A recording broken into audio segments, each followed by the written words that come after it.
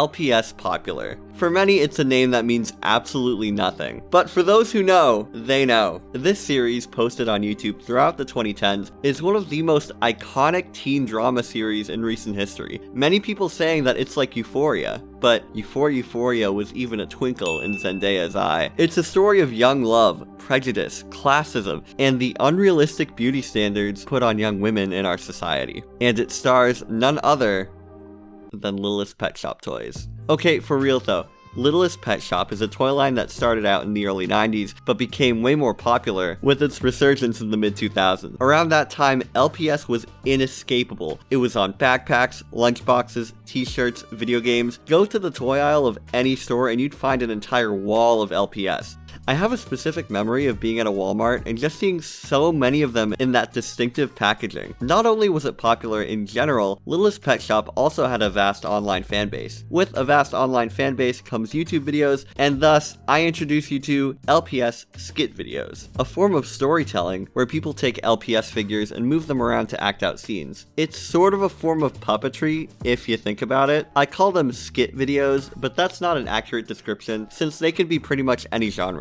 Comedy, yeah, but also romance, horror, and even drama. You can call it silly or whatever, but this kind of thing exists in so many forms, especially online. For example, LEGO stop motion videos, Halo machinimas, Monster High and MLP roleplay videos, and need I remind you, the iconic Mario plush channels. Actually, I don't want to remind you guys about that. But what I'm saying is that it's a universal thing to move toys around and make little skits with them on YouTube. The LPS community was the queen of these kinds of videos, with classic series like LPS Hunger Games, Simply Fabulous, A Life of Revenge, and the more recent LPS Breaking Bad. I will kill your wife. I will kill your son. I will kill your infant daughter. This genre of videos arguably wouldn't exist without one series, that being LPS Popular. Not only did it kick off the genre, but to this day, it's still the most iconic. And I'm not even joking about that. In typical 2010s nostalgia fashion, there's a billion pieces of fan art and memes out there. Asking the question, does this series hold up today, would be kind of weird because unless you have a nostalgic connection to it, I don't really think you could get anything major out of watching a single person putting on a show with little dog and cat toys. What I think is more important is why did people like it so much? One thing I think is just the climate of YouTube at the time. This kind of thing is so genuine in a way that you do not see nowadays on this site. TikTok maybe, but on YouTube it's all either toy unboxing videos or weird Elsagate stuff. Toy videos back then were usually made by younger people, and just for fun. And that sort of atmosphere attracted kids who were fans of the toys, for better or for worse. Because while the target audience of LPS Popular might have been kids, and the series was rated PG by the creator, there's some questionable stuff. Not harmful, of course, they're not telling little baby Emily to go jump off a bridge, but I'd at least bump it up to like a TV-14 for some of this material. You know, it is a drama after all. The drama itself is also what I think attracted people to it. It's very cliche, but let me tell you, there are twists and turns. This show gets crazy at points. So let's look at the series as a whole, get a better feel of what LPS Popular, and of course, this entire genre of videos is about. We're gonna be going episode by episode, with some little recaps throughout. Before we start, I do want to give trigger warnings for stuff that's going to be mentioned in the show. It's a high school drama, so expect stuff about toxic relationships and bullying. I know that can get under some people's skin. There's also a large, series-long plot thread about eating disorders, but without further ado, let's dive into LPS Popular.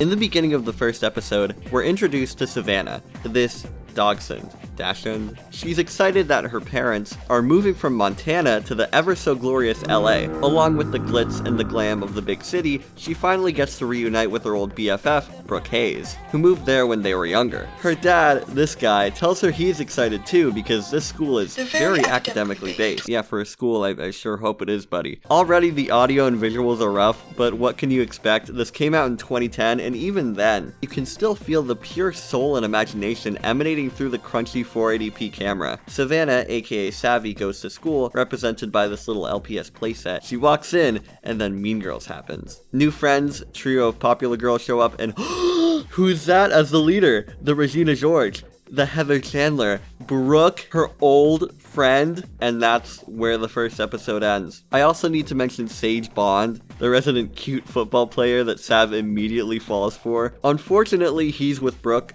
so you know where that's going. Already you can tell there's a big inspiration taken from Mean Girls. Sav, previously homeschooled, moves into a public high school, 2 new friends, and a trio of popular girls who maybe might not be the nicest. They might be a little mean, even. Also, there later happens to be boyfriends, pranks, and a costume party involved, so yeah. For what this is, there's literally no problem taking inspiration from something. In fact, there are a lot of LPS series that are straight up based on popular movies. And you could also get into how many good writers get their start writing fanfics, and how to make anything you need inspiration, blah blah blah blah blah. But we're just gonna move on to episode 2. Savvy goes up to reunite with Brooke, but Brooke's all like, do I know you? Sav is confused and convinced Brooke's just joking, but her new friends let her know that Brooke's kind of a female dog. They use that insult in place of the real word for the whole show, and it's genius every time. Nothing much new happens in this episode, except for Savvy having her first class and meeting Rachel, one of Brooke's minions. This weasel teacher shakes around for a bit, and then the episode is over.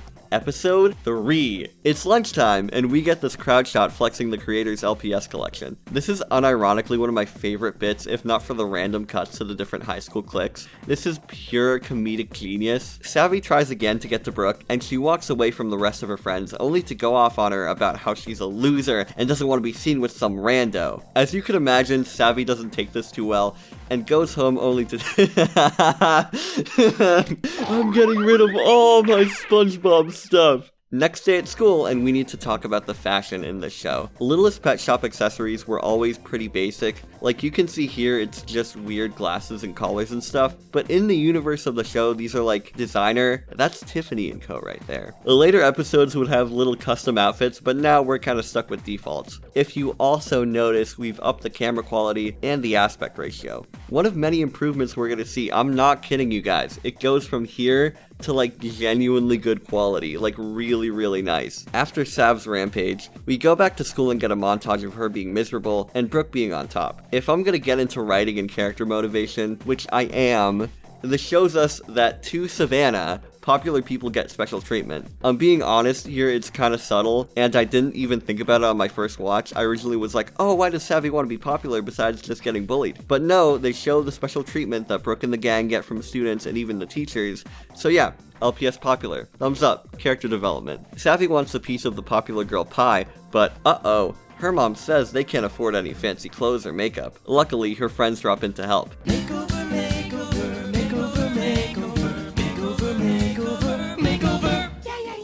This episode starts out with Sav in her room trying on some of her clothes, and this is where the ED stuff comes in. Sav refuses food several times in this episode, doesn't eat dinner and breakfast, and her mom is obviously worried. Sav says it's okay, but is it really? This will come up in future episodes again, but I just want to say that the show here is obviously not encouraging or making light of this kind of behavior. It's treated like something that the characters struggle with and shows the cause and effect of those types of disorders. Not something that I would expose to a child without proper critical thinking skills, but they're handling the subject matter, women be shopping, and eventually Savvy gets her hair dyed. Here they change it to a different toy, the way more iconic Savvy design with the famous widow's peak and around her head, which shows up in the intro. With her new clothes and new hair, Savvy's ready to come back and conquer Orange County Day School. Episode 5, Calories and Competition.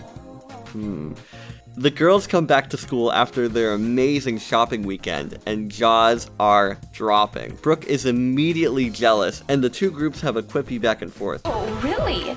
Well, at least I didn't borrow my hair color from a carrot. You're right, Brooke.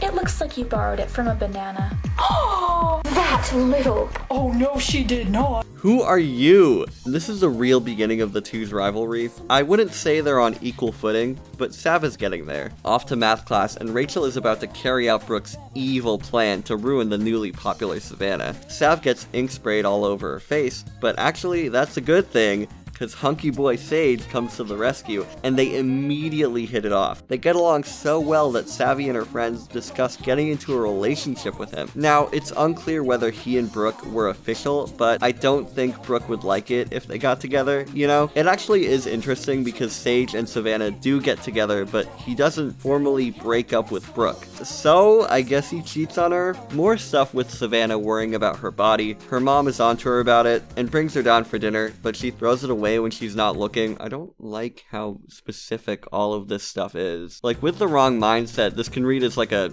how-to instruction manual right here. Okay, so we're 5 episodes in, and I think it's time we give you a proper rundown on the characters. I know for some people it's gonna be hard to tell them apart for obvious reasons, and to fix that, I bring you the board. On here, I've arranged our 7 main characters, plus Savannah's mom. We're gonna go over them one by one to really get them down. So to start, we have Savannah. She's the main character. If we're going off the whole Mean Girls comparison, she's obviously Lindsay Lohan's character in that movie. She and Brooke used to be friends, but as we've seen, the times have changed. Her reaction to Brooke not wanting to be friends might seem a little extreme, but what if back in 7th grade, Savannah secretly wanted to be more than friend? I'm just saying, Brooke is the mean popular girl, everybody looks up to her, all that. They do that thing a lot of high school media does, where everybody's scared of the main bully for whatever reason. This trope is kind of nonsensical, and I think that's because in these high school movies, specifically the Mean Girls and Heathers, the popular girls, don't really have any other friends besides their own friend group, so why do people even bother? Obviously, the kind of social structure in these types of media isn't real. In all my years in American public school, there's never been any sort of class monarch, but why is it even a thing? Imagine if there were 2 or 3 people who only hung out together and displayed antisocial behavior towards everyone else in the school. At your school, I doubt anybody would like them, much less want to kiss up to them. Anyway, Savannah and Brooke are both at odds with each other. They're the main rivalry here. Each of them are the captains of their own little separate girl groups, and let's get into the members. Savannah has Genevieve and Angelina, very fancy names, but most of the series, they just call them Jenny and Lena. Jenny doesn't have much going on, to be honest. Throughout the whole series, she's meant to be just Savannah's best friend. Lena, they try and do stuff with, but as we're gonna see, that usually devolves into her being a third for the group. On Brooke's side of things, we have Rachel and Alicia.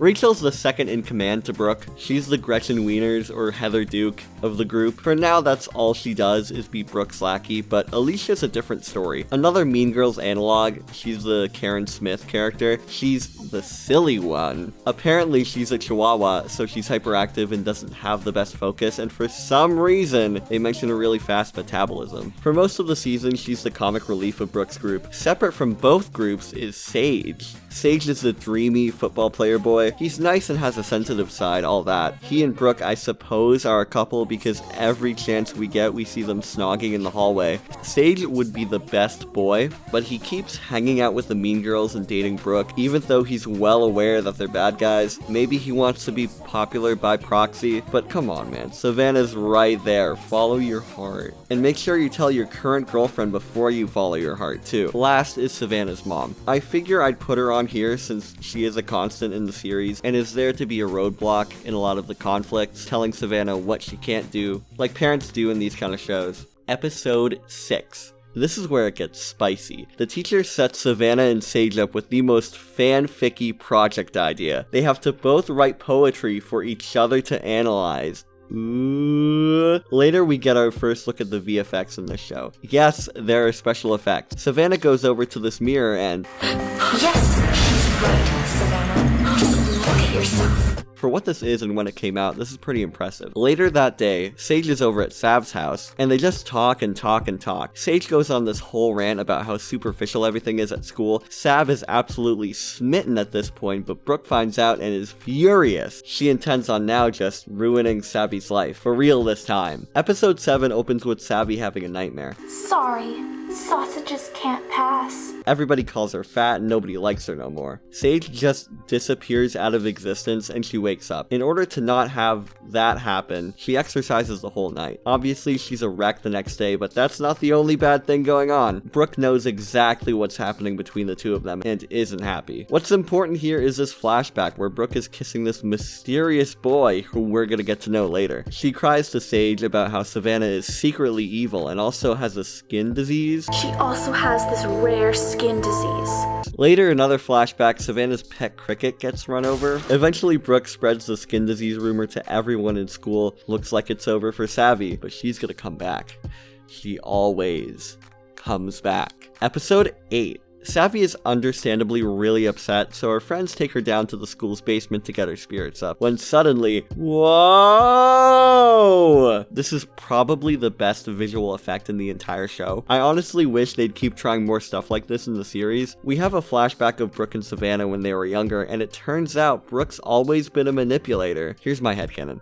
Brooke always had these kind of tendencies, but since Savvy has missed her so much throughout the entire 3 or 4 years they haven't seen each other, that she blocked out all those negative memories. And the reason we're getting this flashback now is because Savvy doesn't have those rose-colored glasses anymore. She sees that Brooke isn't the perfect best friend she remembers her as. Or maybe she was in love with her, who knows. The production value just keeps getting better and better, not only the effects I mentioned, but the camera and video quality is improving. This also happens to be one of our longest episodes yet, and everyone thinks Sav is a freak. You know who doesn't believe the rumors though? Is Tom. Sav runs out of the cafeteria and runs into this hunk of a dog named Tom Dawson. We'll see more of him in the future, but he's another love interest for Savvy. More weight talk from her as she goes home and the angel and devil show up again. I'm gonna use the whole angel and devil thing again, evidence that the series isn't trying to glorify having an eating disorder. I mean, it's the devil who wants her to starve herself, so it's pretty clear they know the behavior is unhealthy, but it still is a little uncomfortable and too realistic for something that's supposed to be watched by mainly kids and preteens. This is the kind of thing you'd have like a PSA before telling parents to watch it with their kids, like some 90s sitcom episode. For example, the very next scene where Brooke is throwing up into her toilet. We also get to know why Brooke has these behaviors since her mom is absent and is only there to comment on her daughter's appearance. So yeah, mommy issues is the cause of all of this. The episode ends with everybody contemplating their next move. Sage is unsure about Savvy, Brooke is worried that Savvy's gonna take her spot at the top, and Savvy's not sure how she's gonna bounce back from all this. Episode 9. Savvy refuses food again and goes to school with a new look. People try and bring her down, but she's not having it. In one day, Savannah has mentioned to shake off the bullying and become cool again. Tom, the best character, shows up in English and replaces Sage as the partner for the project.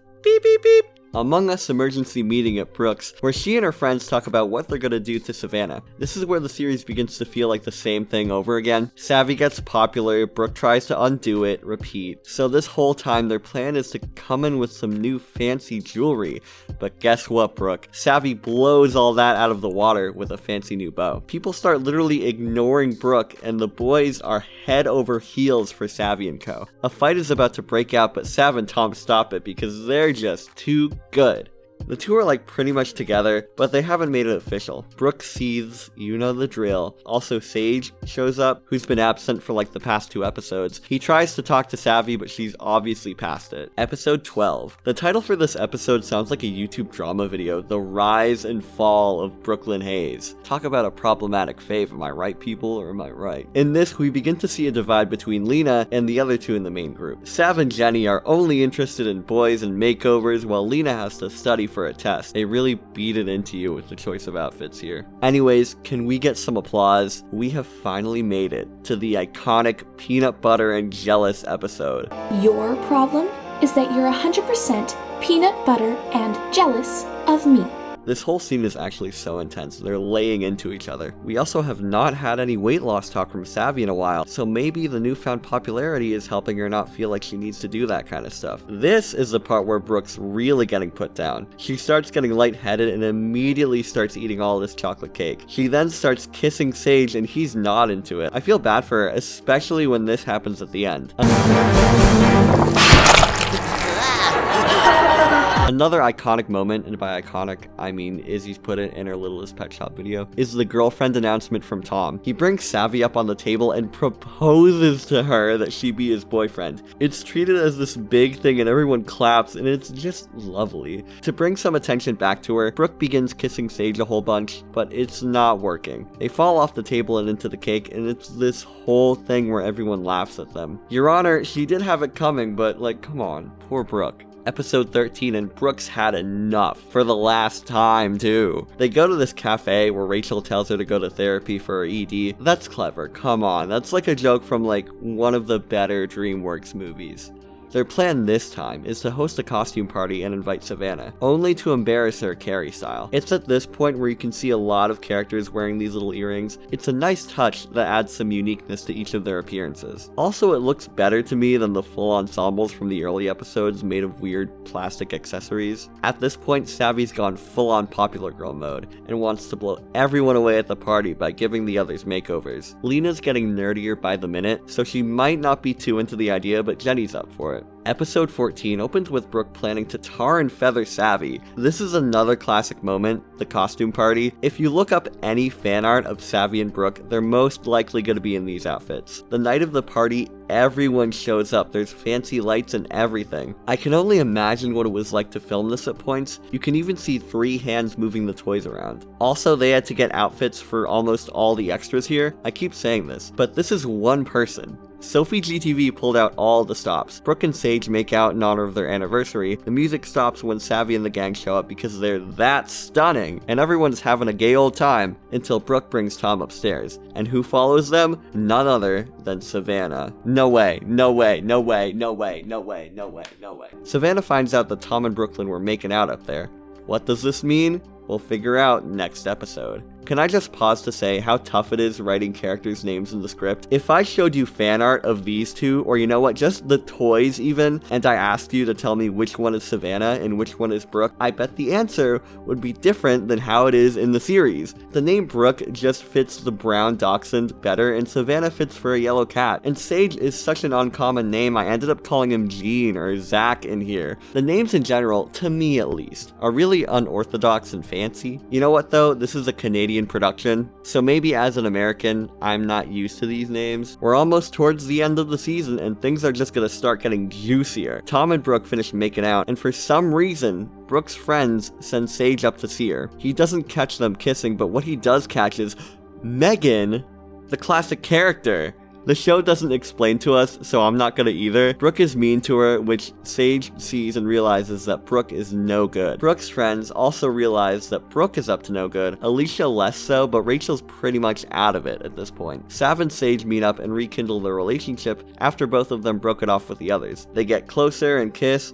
but uh-oh, this and the 2-part finale coming up are going to be a climax of the season, so expect a lot of weird drama and a recap after, but for now, this is episode 16. The season finale for the show was really hyped up. A bit before, you had this really cryptic trailer that was all like, LPS popular, like you've never seen it before. This episode specifically even has a new intro. I like the first one better for the music. Popular by the Veronica is a very good fit for both the lyrics and the time period. Plus the first one had this distinct lack of epilepsy-inducing lights. But an upside to this intro is that the editing is so good. This is the confrontation episode. Brooke confronts Sage for supposedly cheating on her with Savannah, even though that's what she did with Tom, so Sage confronts her with that. Savvy confronts Tom, and Alicia is there. Tom confesses that Brooke blackmailed him into kissing her with a YouTube video of them making out previously. It's way more complicated than just blackmail, but same difference. Brooke only does this to get on Sav's nerves, which, you know, worked. The whole thing unravels, and honestly, this is just like Euphoria. It's so wild. Episode 17, aka part 2 of the season finale, picks up right where part 1 left off. Brooke's life is breaking down in front of her. Sage is on her case when Rachel comes in and say that Brooke's also been hooking up with other boys. She also mentions the plan to tar and feather Savannah,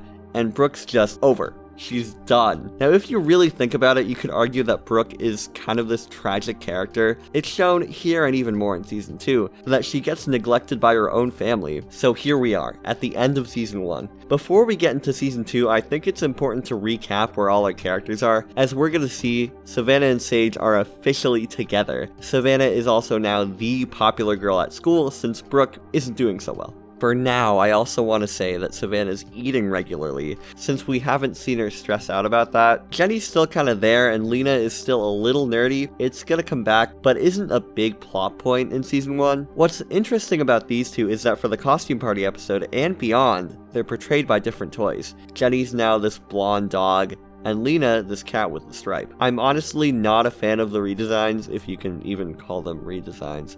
Lena's fine, you know, whatever. But the problem with Jenny is that she and Rachel look way too similar now. There's a part during the party where the two of them are fighting over a boy, and because of the lighting, you cannot tell them apart. In fact, I just switched them. How many of you actually noticed that? Another thing of note is that they could have had redesigns as early as episode 3 or 4.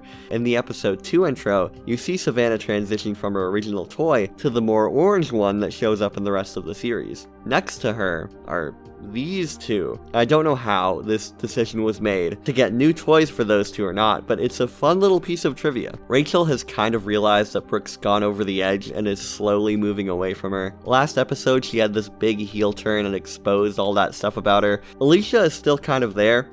I didn't mention it, but in the last episode, she does act as a mediator in this big confrontation between everyone. Let me reintroduce Tom to the mix. It's safe to say that both of them have sort of broken away from Brooke's group. Midway through the season, he and Savannah become a thing, but as we've just seen, it's not gonna happen anytime soon. He really exists to just be another boy.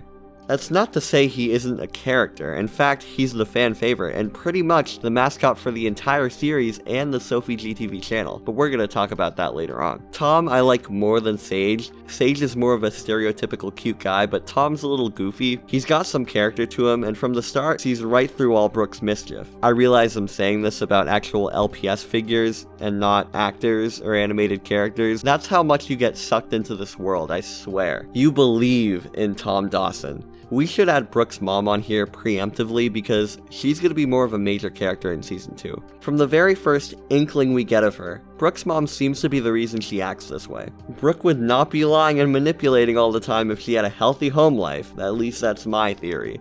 We also see that Mrs. Hayes is the one who encourages Brooke's obsessive dieting. Can't forget the iconic characters of Megan and Nathan Campbell. I think that's all our characters from Season 1. With that, let's get into Season 2, starting with Episode 18 and 19.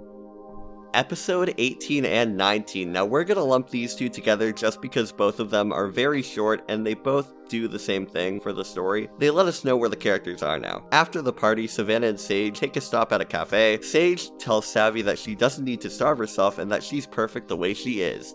Aww. Sage gives it to her about her ED.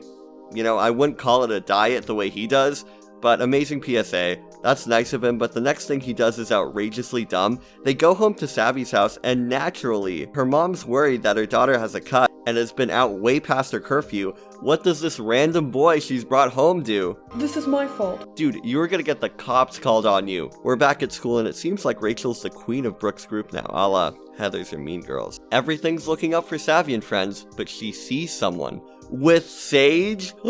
This is Brigitte from France, and she's living with Sage as a foreign exchange student. Pretty much half of the drama in this season wouldn't be present if it weren't for her. Not saying that she's causing it herself, but back at Brooks, she's not doing so well. Neither is her pet cricket Gigi, who's going to be a central plot point in this season. For the past 3 months, she hasn't been at school, and is honestly just a wreck at this point. Her mom comes in and we see her for the first time, and the only thing she does is tell her to stop eating and tell her to snap out of it. Mother of the Year. She even gets on her Bluetooth right after, neglecting her daughter. Episode 20. Back to Brigitte from France. So it turns out she's just a longtime family friend of Sage and not a girlfriend, and they go out of their way apparently to explain how they're not actually related. Jokes aside, the kissing, as a lot of you know, is a stereotypically European thing. But even with that, Savannah does not see it that way. They even partner up for a biology project when she's right there. In this episode already, you can see another jump in production value. It's steadily been getting better throughout the first season, with more dynamic camera angles and effects. And here, there's a lot of improvement in the set design. They have a lot more locations, and even with some new props, like even here with this grass. The wall they're shooting against is pure white too, so it makes the pets stand out a lot more. Speaking of pets, Savannah finds Gigi out in the grass. This is where we get into the iconic classic pet mistreatment subplot. You know what, I wouldn't even call it a subplot. We then get a flashback from Gigi of Brooke mistreating her to the point where she runs away. Savannah takes her back home and fixes her up, but just as she does, Brooke notices that her cricket is missing. This episode ends with Savannah seeing a note on her locker about how somebody out there is gonna steal Sage from her. Who wrote the note? We literally never know. We never get to know, I'm not joking. Episode 21 opens up, and Brigitte is the talk of the town. Everybody's complimenting her for her fashion sense and clear skin. Brooke is back, and you can imagine everybody's not pleased about it.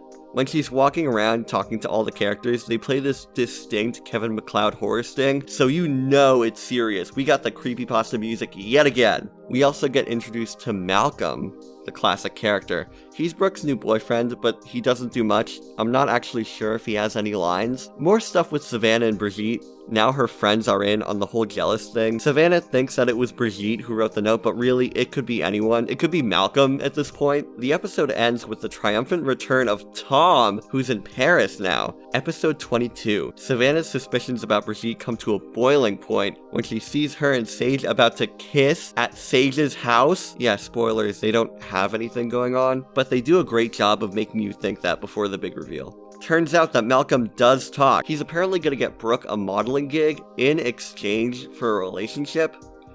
Yeah, how about Malcolm doesn't talk from now on?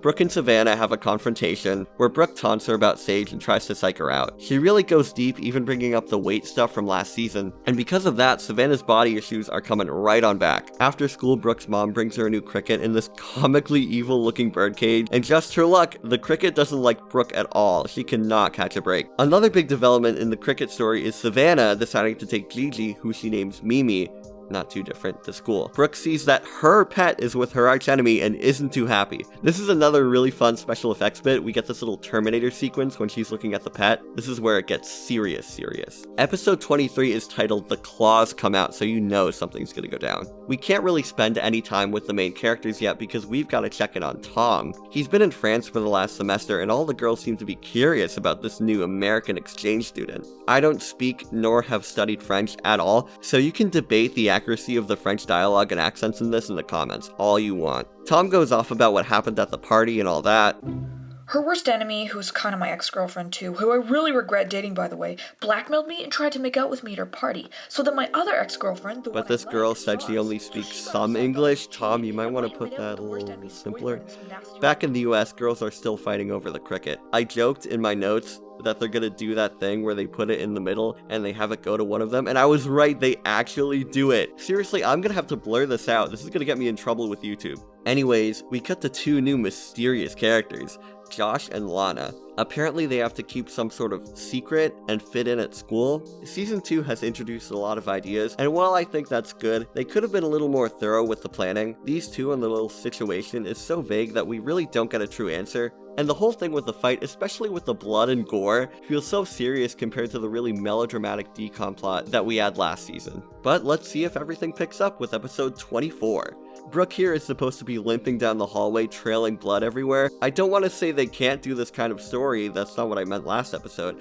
I just mean that they shouldn't have crazy stuff like this in a show that's labeled PG. At least the bloody parts here are treated as something serious and bad. There's a lot of other stuff out there that kids watch online, even today, where violence happens and it's just there. Like I said with the ED stuff, they know what they're talking about, it's heavy subjects, all that. Savannah's parents take this whole thing super seriously. Savvy tries to explain that it's Brooke's fault, which it is, but they're not having it. Since when are you so violent? Yeah, that's what I'm wondering too, LPS Popular. Brooke's mom is going to press charges on Savvy's family unless she gives the cricket back, but obviously that's not ideal. The fight Savannah has with her folks is huge. They are just accusing her of this whole thing. It's to the point where Savannah runs away with Sage and the cricket into the woods. But then, something's up. Something's rustling in the bushes. Sage goes up to investigate and... Episode 25, Rock Bottom. We get a new intro here with some fancy tweening on the pets' faces. We're gonna see this in the actual show later this season. You could argue that it looks uncanny, but I don't think it looks too bad. It gives more expression to these really neutral looking toy faces. With this, you can tell there's now even more going into the editing.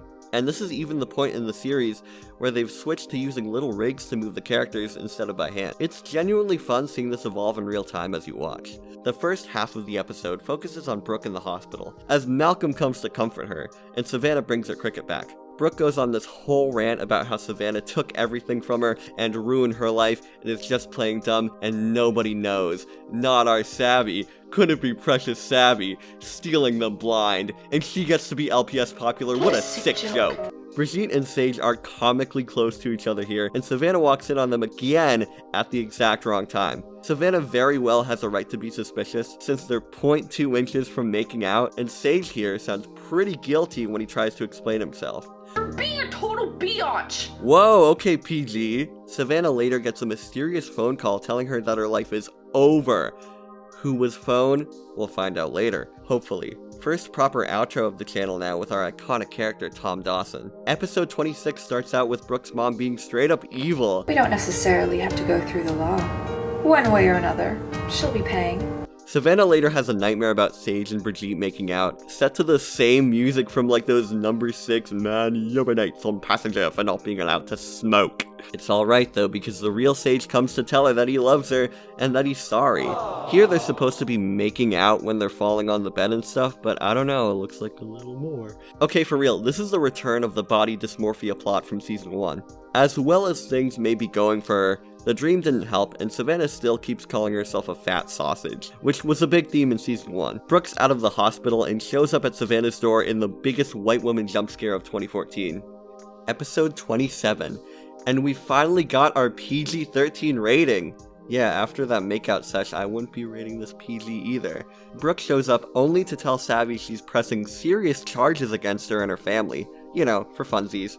The Jenny and Lena thing picks up again, finally, when Jenny's spending more time with Nathan, another classic character, than she is with her friends. I'd be mad too, Nathan's one of the most irrelevant characters in this entire thing. Also, he doesn't understand proper consent, so yeah, Nathan, F-tier character.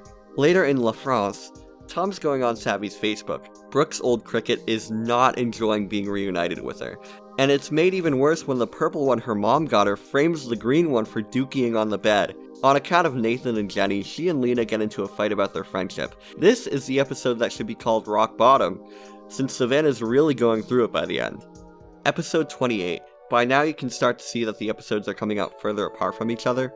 In season 1 there was about a week-long gap in between, but now it's about a month. At the rate the series is going, we're in 2015 now, so think about it, this single series has been going on for more than 5 years at this point. We finally got some clues as to what Josh and Lana's deal is.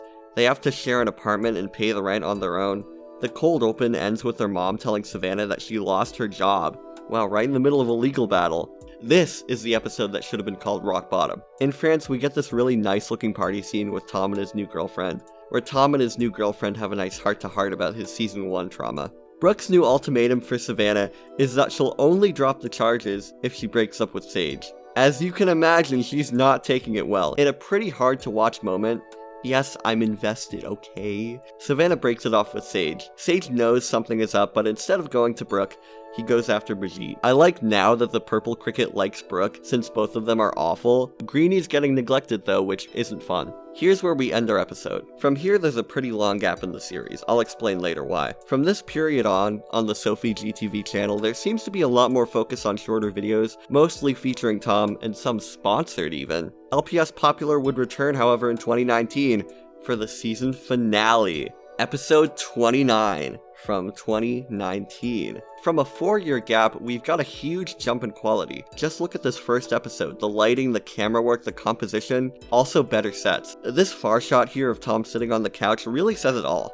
Brooke isn't done with Savannah yet, so now she's gonna do the Carrie thing again and dump stuff on her at school. I get that Brooke is evil, but if she has everything already, I think it would be better to just have her taunting Savannah like before. Tom and his new GF are hanging out when she gets a call from someone pretending to be Savannah. French girl picks it up and it's the same mysterious voice that called her earlier. Now before our final episode of this season, I want to take you guys back to the board. We've got a few new characters to put on here just to get caught up before everything, really unravels. Savannah and Sage are unfortunately done. Brooke, since she's back, is the queen of her group again. Right now, it's not really known how either of them stand in school in terms of the popularity. As we've seen, this season takes us out of the school for most of it, just focusing on the characters' relationships rather than the school's social structure as a whole. Jenny and Lena are in a fight. This calls back to season 1, since the whole thing here is that Lena is annoyed with Jenny for always being with boys, when Jenny thinks Lena is a weirdo for being single. Obviously, we all know that Lena's a little more academically based than the other two,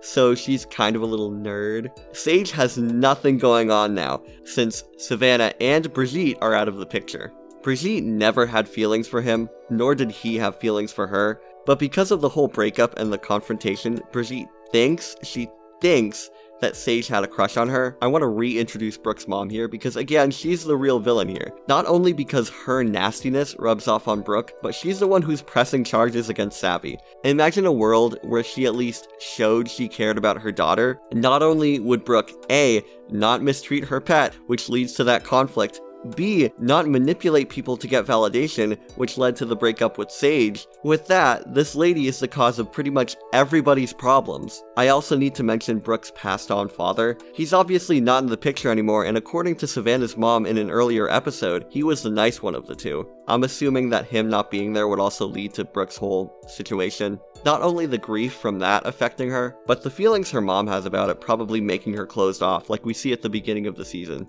The Tom France subplot isn't super important, but I gotta mention it since, it's Tom, the best character. He and Violette instantly hit it off, but something's up because Tom keeps getting contacted by this mysterious imposter who's trying to break them up. Now, who is the imposter?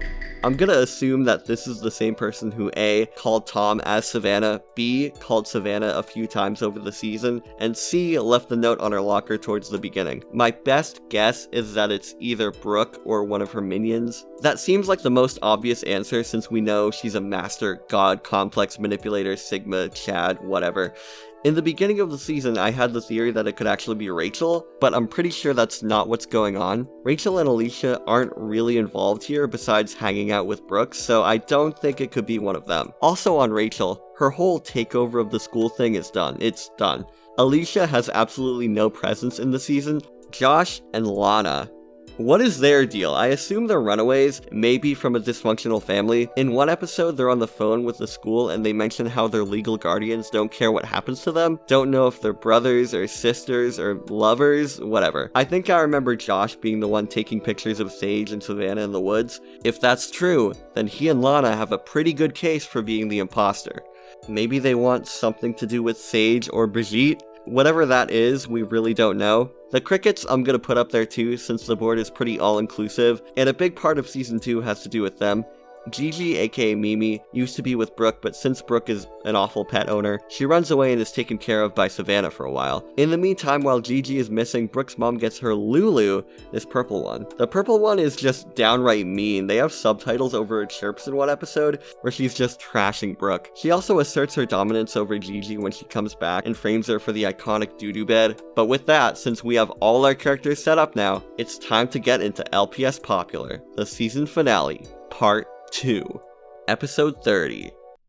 Oh wait, there is no episode 30. The series' last episode was in 2019, 4 or 5 years ago. Reportedly, Sophie is still working on the episode, but progress is taking a while. I respect that. Even though we didn't get a proper conclusion, I still enjoyed the ride. But you know what? The ride isn't over for you guys. There's still more LPS Popular content on the channel to go over, so why don't we take a little look-see? So, for whatever reason, either from Sophie or from the audience, Tom became the standout character. So much so that besides Mimi the Caterpillar, he became the mascot for the channel. Between episodes 13 and 14 of the first season, Tom and others would star in a short video called Littlest Pet Shops on Strike. In it, the LPS popular characters vent their frustrations with being in the series as actors, even though they have the same names and similar personalities. Because of that, I want to explain the difference between the Tom vlog universe, which is this and everything I'm going to be talking about in this segment, and the regular show. In the universe of the show, the littlest pet shops are meant to be stand-ins for humans. Obviously, in that universe, they're animals, but they have their own society like we do, and they live in the US, France. I'm assuming geography throughout is the same. In the Tom vlog universe, the LPS popular show is put on by the littlest pet shops, who are alive and can speak but are still plastic toys. These are sentient beings, but we see in one of them that Sophie just keeps them all in a cramped box, where they canonically fart on each other all the time. It's more like Toy Story here, but instead of the toys being secretly alive, one person found out and kept using them to make YouTube skit videos, but not even that, because it's shown that the pets have a whole cast and crew working on the show. And in fact, a separate news channel with crew and random pets just show up who are fans of the LPS popular show. So basically, one universe is a story where pets take the place of humans in society, and other, I assume, is a universe where humans can coexist with sentient littlest pet shop toys, aka the world I want to live in. The Tom vlogs follow everybody's favorite dog as he gets up to random hijinks and does sponsored ad reads. Anybody remember Quid? That was like this thing they were pushing in 2016. It was like NFTs before NFTs. It was even a twinkle in Zendaya's eye. But in April 2016, something happened to Tom. Tom Dawson was kidnapped. Truly disastrous. The Tom kidnapping saga would take place during the long hiatus at the end of season 2. The arc, yes that's what we're calling it, was framed like a newscast where they'd give updates to the Tom kidnapping investigation. They even have this scary looking video where he's tied up and begging to be released. Did he get kidnapped by like the Riddler or something? Wait a minute. This is Keegan, Sophie GTV's IRL little brother. He might have done the deed, but he's not the mastermind behind this operation.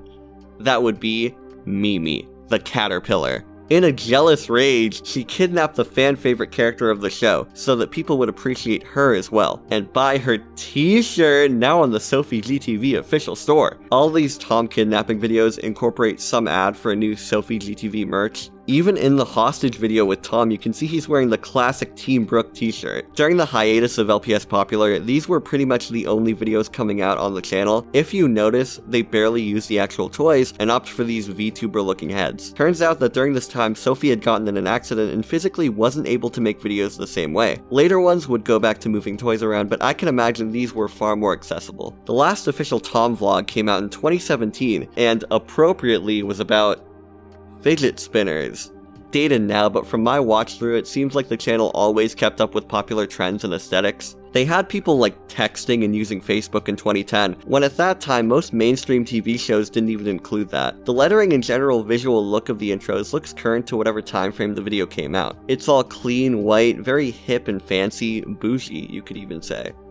Besides the regular Tom videos, 2 LPS popular specials came out around the release of episode 29 that took place in the same universe. In 2017, there was this unboxing video framed like a special, where the main 4 cast members react to the new LPS toys getting revealed. Kind of like that scene in the first Toy Story where they all think they're gonna get replaced, so they're spying on the birthday party and all that. They get along with their new pets, and thank Hasbro for the generous donation to the channel. That's something I need to bring up. These videos were probably really good free advertising for Hasbro. This and a million other channels were drumming up genuine interest in their brand, making kids interested in these stories, characters, and thus the toys. TV shows meant to sell toys to kids have existed since the early 80s, but YouTube videos are a much better way of pushing your product, and I'm talking about now in general, not just with LPS. All you gotta do as a toy company is send Little Billy's Toy Reviews one of your new products and watch the money roll in. Pretty cost effective as opposed to hiring a studio to make a cartoon for you. Anyways, enough of that tangent, because we've got to talk about the latest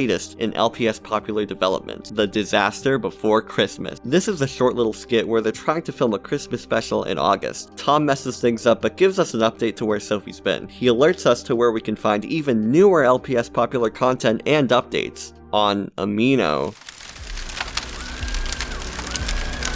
As much as I would want to continue the video, it's Amino, come on. My favorite pieces of media are the ones that you watch and you can immediately tell that whoever made it is having fun. You watch LPS Popular and you can see that it's a labor of love. Is this series amazing? No, it's someone acting out a cliche high school story with plastic dogs and cats. But it's not something that you really laugh at or make fun of because of it. It's genuine, and you can see the production value gets better as this thing improves. For what it was in the beginning and when it came out, I see why it got so big. I brought it up in the intro, but this is what YouTube used to be like. People just making stories and waving toys around. There's questionable parts about it, but to that I say, as I look to you, the viewer, straight in the eyes, knowing the other things I've talked about on my channel, it could be worse. I'd recommend the series if you want a very specific 2010s YouTube experience, and I know a lot of you out there are looking for that. The general aesthetic of LPS Popular and the brand in general fits right in with this modern craze of like old YouTube 2011 Scene Course, Sparkle Dog, RAR, XD, Flipnote, Hatena, Newgrounds, Glitter, Blingy, Club Penguin, Animal Jam, My Little Pony, Flip Phone, Windows 7, Cringecore, MS Paint, Raccoon Tales, Hello Kitty, Nintendo DS, Liminal Space, McBling, Rhinestone, MySpace, Hot Dog, Candy Bracelets, My Chemical Romance, Flash Animation, Windows Movie Maker, Fruitiger Arrow, Wii, Pink Leopard Print, Smosh, Neon Cat, Monster Energy, I Made You a Alright, I get it! Now, before we close the video out, I just want to give a special shout out to my Yak3 supporters from Patreon. Nunna, Kaylee Lahota, Grimamerk, Shadewalker, Knife Girl, The Blazing Pegasus, Technicolor, Jack Getchman, Trixie Best, No, Yak Best, Olive, SR Nano, Allison Madden, Johnny Punchfist, A Kawaii Dragon, Cascadiark, Bad Bessie, and Marsh Marlowe. I can't think of a better outro, so until next time, goodbye.